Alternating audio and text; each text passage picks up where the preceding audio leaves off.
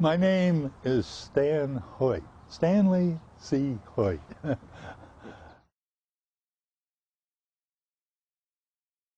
I graduated from University of California at Berkeley and got my PhD in, well, actually it was awarded in '58, but I came up here in the fall of '57. Okay. And as an entomologist.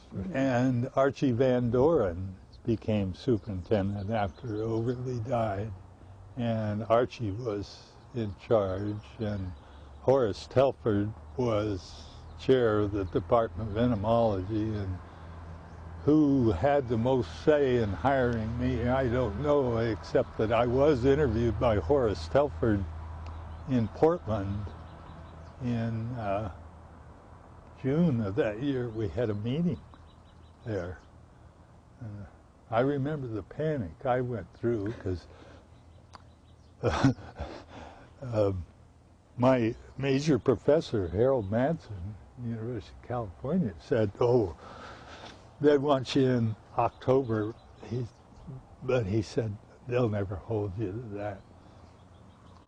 So I told him, "Yeah, I'll be done, but I probably can't get up here."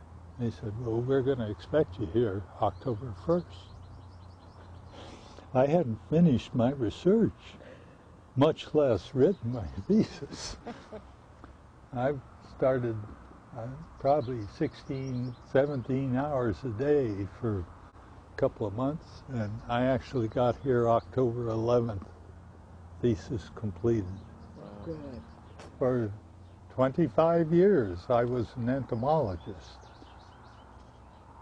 Then in 1982, when Paul Larson left, I became acting superintendent and then was appointed superintendent in 1983. Okay. And stayed until 93. About all I could handle.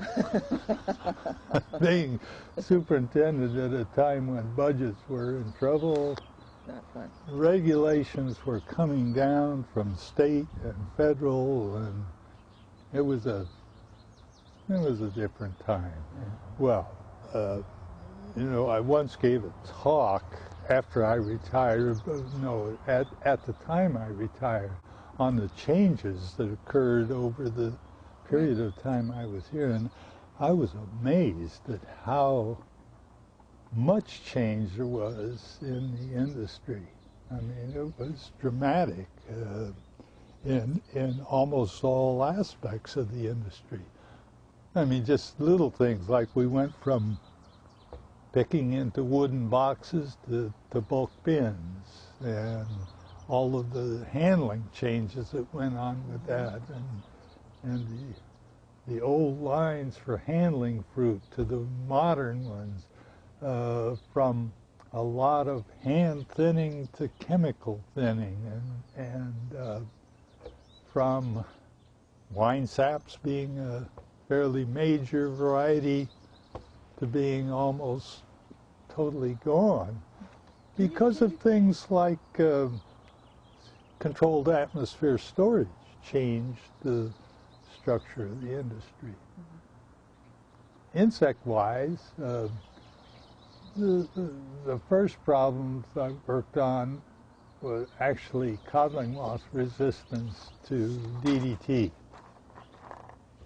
Well, we had substitutes for DDT, so that wasn't such a major issue. But then the mite problem just reared its head.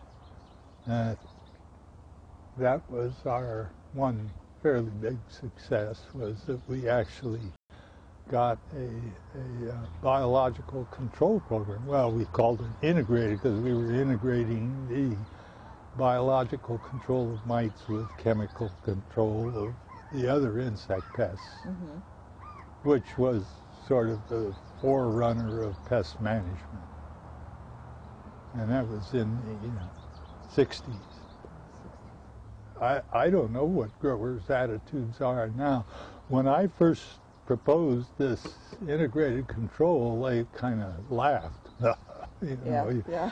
this isn't going to happen, until they started seeing how much money they could save and problems that they could avoid. You take a group of growers, you can have an array of opinion anyway. You're not, you know, some are going to say, oh, we got to kill every insect in sight, and others recognize that, you know, they're part of the system, and what you've got to do is avoid damage. Not, I mean, if you can leave insects alone and avoid damage, that's fine.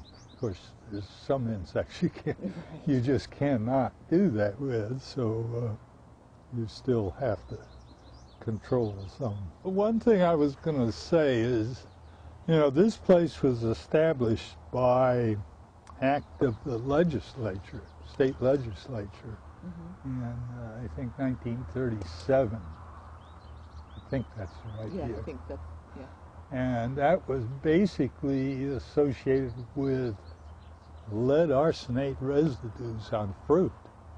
Was one of the major problems in trying to sell fruit into export. Well, it wasn't a very large station until after World War II, when they hired several new people. And I worked with several of those that came in the post-war period. And then a little more expansion when I came. Everett Burt's was hired the following year, so that there were actually 3 entomologists here. The insect problems were really rearing their heads, and I worked on apples, Everett worked on pears, and Ted Anthon worked on stone fruits, cherries, peaches, nectarines.